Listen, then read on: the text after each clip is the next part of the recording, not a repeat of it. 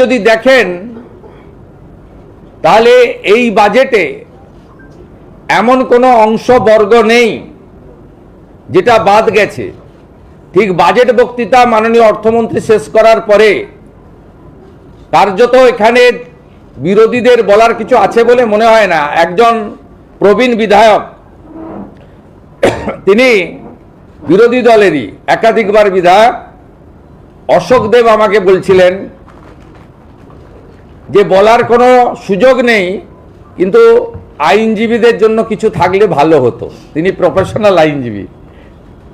আমি নিশ্চয়ই বাজেট আলোচনা হবে দুদিন ধরে, 24-25 জবাবি ভাষণ অর্থমন্ত্রী দেবেন, সেক্ষেত্রে আইনজীবীদের কথাও তিনি বিবেচনা করতে পারেন তার দপ্তরের সঙ্গে আলোচনা করে।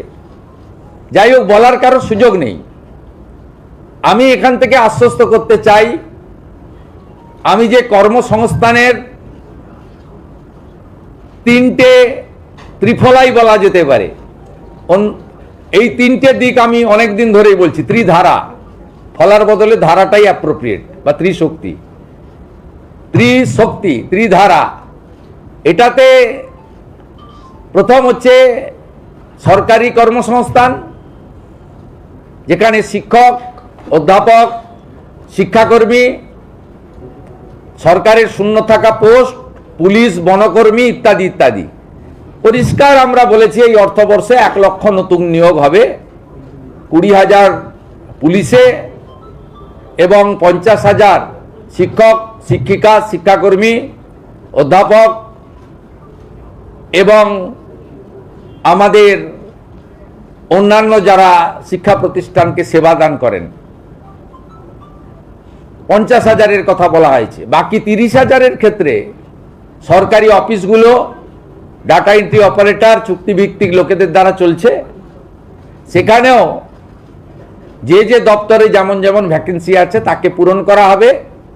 ও সবচেয়ে বড় কথা, বাজেট বক্তৃতায় অর্থমন্ত্রী বলেছেন নিয়োগে কোনো রাজনৈতিক লোক নিয়োগ কমিটিতে থাকছে না, ইউপিএসসিকে ফলো করবে পশ্চিমবঙ্গ সরকার। এবং আজকে যে চাকরির দুর্নীতি হয়েছে, সেই দুর্নীতির হাত থেকে আগামী দিনে আগামী প্রজন্ম, বেকার যুবক যুবতীরা রক্ষা পাবে। এটি একটি বড় দিক। ত্রিধারাতে দ্বিতীয় দিক হচ্ছে বেসরকারি শিল্প, তার মধ্যে ফুড প্রসেসিং এবং এমএসএমই আছে। সেখানে ব্যাপক ইনভেস্টমেন্ট, সেই উদ্দেশ্যেই কিন্তু ল্যান্ড সিলিংয়ের পর্যালোচনার কথা বলা হয়েছে। 100 কোটি টাকার বেশি যারা বিনিয়োগ করবেন, তারা পঞ্চায়েত বা লোকাল বডিজ, কারোর কাছ থেকে কোনো অনুমোদন নিতে হবে না। কারণ এখানে রাজ্য স্তরে চুক্তি হয়, তাদের জমির ব্যবস্থা দেওয়া হয়, তারা ব্যাংক থেকে লোন নেন, ওখানে গিয়ে কেউ প্ল্যান আটকান, কেউ ট্রেড লাইসেন্স আটকান, বলেন তোলা দিতে হবে, আমার লোককে নিতে হবে, ফায়ার লাইসেন্সে করা হয়। এটা এই যে স্থানীয় স্তরে যে হয়রানির শিকার হন, সেখান থেকে মুক্তি পাবেন যারা ন্যূনতম 100 কোটি টাকার বেশি বিনিয়োগ করবেন।